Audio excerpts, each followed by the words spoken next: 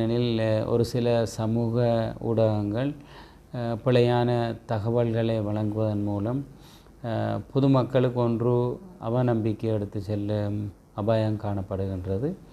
இரண்டாவது, இந்த மருத்துவ சேவையை நம்பி வருபவர்கள் இங்கே மருந்து இருக்காதென்ற ஒரு தோற்றப்பாட்டை ஏற்படும் நிலை காணப்படும். ஆகவே அவ்வாறான பிழையான செய்திகள், முறையற்ற செய்திகளை பொதுமக்கள் அதில் கவனம் கொள்ள தேவையில்லை என்பதையும் நாங்கள் உறுதிபட கூறுகின்றோம்.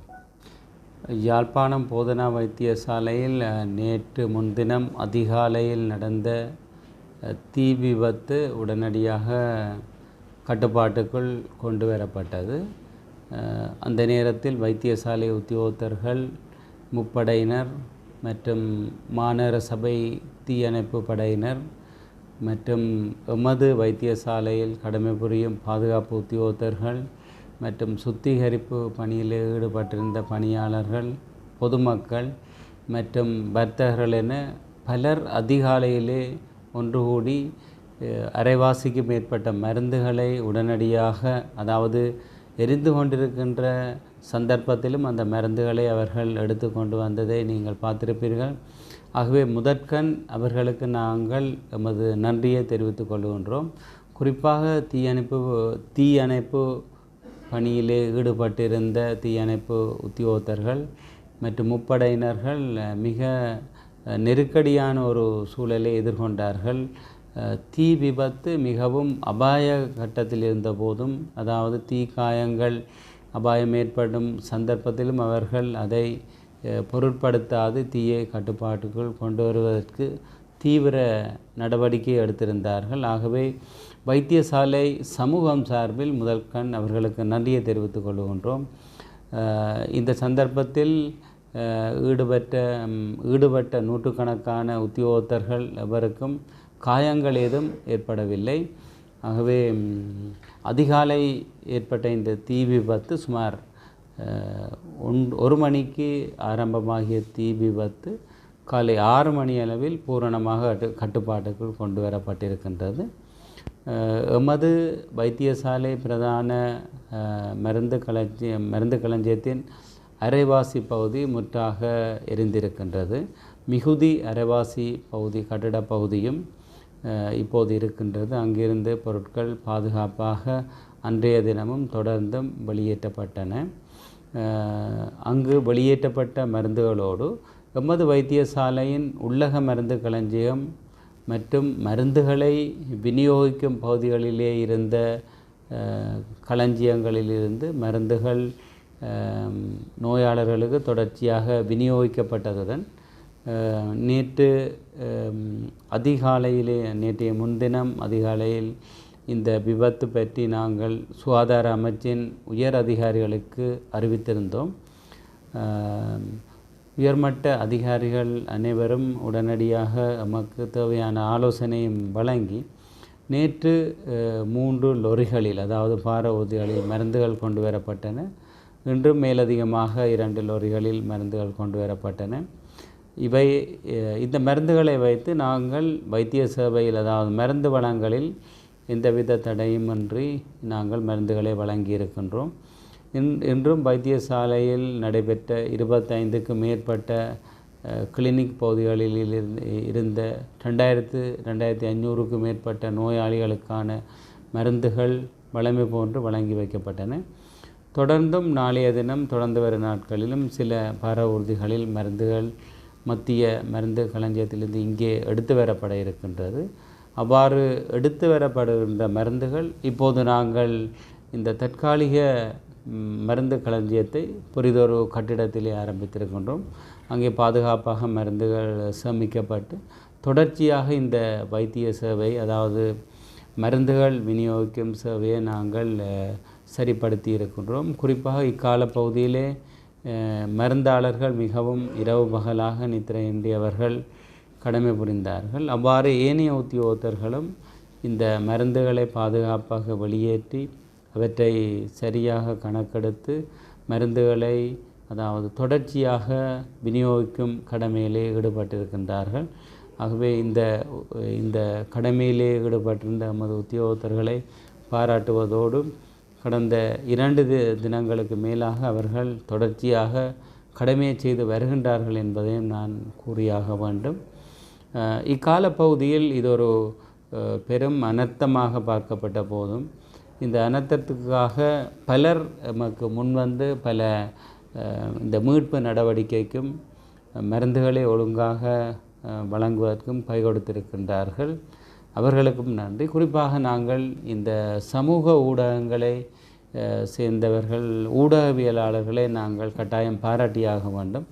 அதிகாலை 1 மணிக்கு ஏற்பட்ட இந்த சம்பவத்தில் 2 மணியளவில் ஊடகவியலாளர்கள் பலர் வந்திருந்து அந்த செய்தியை நேரடியாக பொதுமக்களை தெரிவித்திருந்தார்கள். அதன் மூலம் ஒருபுறம் இந்த தீப்பற்றி எரிந்த நிலைக்கு அப்பால் மனிதாபிமான மீட்பு நடவடிக்கைகளில் ஈடுபட்டிருந்த நமது உத்தியோகத்தர்கள் மற்றும் முப்படையினர் மற்றும் பொதுமக்கள் இவ்வாறு பலரது சேவைகளையும் நேரடியாக வெளி உலகத்துக்கு எடுத்து சென்றது மிக முக்கியமான செயல் என்றே நான் கருதுகின்றேன். ஏனெனில் அபாயம் எப்போதும் ஏற்படலாம். அவ்வாறான சந்தர்ப்பத்தில் ஒரு மனிதாபிமான நடவடிக்கையை மேற்கொள்வது மிகவும் முக்கியம். அந்த நடவடிக்கையை சிறப்பாக செய்திருக்கின்றார்கள். ஆகவே நாங்கள் வைத்தியசாலை சமூகத்தில் அனைவருக்கும் நமது நன்றியை, மனமார்ந்த நன்றியை தெரிவித்துக் கொள்கின்றோம். தொடர்ச்சியாக இந்த மருந்து களஞ்சியத்தினுடைய செயல்பாடு வலுவானதாக நடத்துவதற்கு ஏற்ற நடவடிக்கைகளை எடுத்திருக்கின்றோம். குறிப்பாக ஒரு பொருத்தமான நிரந்தரமான மருந்து களஞ்சியத்தை அமைப்பதற்கு சுகாதார அமைச்சை நாங்கள் கோரியிருக்கின்றோம். சுகாதார அமைச்சு அதை செய்து தருவதாக உறுதி அளித்திருக்கின்றது. ஆகவே பொதுமக்கள் குறிப்பாக யாழ் போதனா வைத்தியசாலையின் இந்த மருத்துவ சேவை, இங்கே வழங்கப்படுகின்ற மருந்துகள் பற்றி நம்பிக்கையோடு இருக்கலாம் என உறுதியாக கூறுகின்றேன். நன்றி. இதுவரையில் சுகாதார அமைச்சின் மருந்துகள் நமக்கு தற்போது இருக்கின்ற நிலைமைக்கு ஏற்றவாறு அனைத்து மருந்துகளையும் அனுப்பி வைத்திருக்கின்றார்கள். நாங்கள் தொண்டு நிறுவனங்களிடம் உதவிகள் எதையும் தற்போது கோரவில்லை. இருப்பினும் எதிர்காலத்தில் நமக்கு தேவை ஏற்படி நான் அவர்களோடு தொடர்பு கொண்டு நமது தேவை பற்றி அவர்களுக்கு அறிவித்து பொருத்தமான உதவிகளை வாங்கி அவற்றை பொதுமக்களுக்கு வழங்க இருக்கின்றோம். தட்டுப்பாடுகள் ஏதாவது? தற்போதைய நிலையில் வழமையான மருந்துகள் அனைத்தும் விநியோகிக்கப்பட்டன. ஆகவே மருந்து தட்டுப்பாடுகள் ஏதும் இல்லை. இருப்பினும் வழமை போன்று ஒரு சில மருந்துகளினுடைய தட்டுப்பாடு, அது மத்திய மருந்து களஞ்சியத்தில் ஏற்படுகின்ற தட்டுப்பாடுகள் ஆங்காங்கே சில நாட்களில் வருவதுண்டு. அவற்றை நாங்கள் உடனடியாக நிவர்த்தி செய்வதற்கு வழமையான நடவடிக்கைகளை மேற்கொண்டிருக்கின்றோம். குறிப்பாக சில மருந்துகள் மத்திய மருந்து களஞ்சியத்தில் இல்லாத போது அவற்றை நாம் வைத்தியசாலையிலிருந்து லோக்கல் பர்ச்சேஸ், அதாவது நாங்கள் நேரடியாக தனியார் மருந்தகங்கள் மற்றும் ஒசுசல மருந்தகத்திலிருந்து வாங்கி வழங்குவதற்கான செயற்பாடுகளும் நடைபெற்று கொண்டிருக்கின்றன. நாங்கள் 2 குழுக்களை நாங்கள் உடனடியாக வைத்தியசாலை மட்டத்தில் அமைந்திருந்தோம். அதாவது வைத்தியசாலையில் நடைபெற்ற இந்த அனர்த்தம் பற்றிய விசாரணையை வைத்தியசாலை எம்மால் அமைக்கப்பட்ட, அதாவது வைத்தியசாலைக்கு வெளியே இருந்த அரச உத்தியோகத்தர்களை நாங்கள் அழைத்து நியமித்திருக்கின்றோம். அவர்களுக்கான விசாரணையும் ஆரம்பித்திருக்கின்றது. இது தவிர சேத விவரத்திலிருந்து எடுக்கப்பட்ட மருந்து விவரங்களை கண்டறிவதற்கு இன்னும் ஒரு குழுவையும் நாங்கள் அமைத்திருக்கின்றோம். ஒரு சில தினங்களில் அந்த அறிக்கைகளும் தயாராக இருக்கும். இதே சமயம் 9ஆம் தேதி அதிகாலையில் ஏற்பட்ட விபத்தை தொடர்ந்து அப்பகுதி நாங்கள் யாழ்ப்பாண போலீஸ் நிலைய பொறுப்பதிகாரியிடம் கையளித்திருந்தோம். அவர்களின் பாதுகாப்பில் இப்போது விசாரணைகள் நடைபெற்று வருகின்றது. அதில் குறிப்பாக கவர்மெண்ட் அனலிஸ்ட், அதாவது அவர்களுடைய அரசாங்க இரசாயன பகுப்பாய்வாளர்களின் அதாவது ஆய்வுகள் தற்போது நடைபெற்று வருகின்றது. ஆகவே பல்வேறு குழுக்களின் இந்த அறிக்கைகளை பெற்று நாம் அவற்றை சுகாதார அமைச்சுக்கும் சம்பந்தப்பட்ட அதிகாரிகளுக்கும் அனுப்பி வைப்போம்.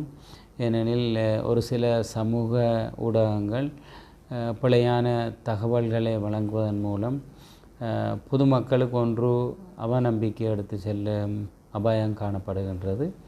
இரண்டாவது, இந்த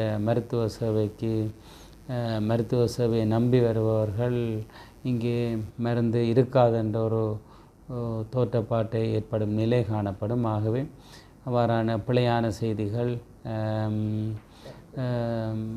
முறையற்ற செய்திகளை பொதுமக்கள் அதில் கவனம் கொள்ள தேவையில்லை என்பதையும் நாங்கள் உறுதிபட கூறுகின்றோம். யாழ்ப்பாணம் போதனா வைத்தியசாலையில் இடம்பெற்ற தீப்பரவல் சம்பவம் தொடர்பாக அரசு ரசாயன பகுப்பாய்வாளர்கள் கலாய்வு நடவடிக்கையில் ஈடுபட்டுள்ள நிலையில் யாழ்ப்பாணம் போதனா வைத்தியசாலை பணிப்பாளர் தங்கமுத்து சத்தியமூர்த்தி ஊடகங்களுக்கு கருத்து தெரிவித்தார்.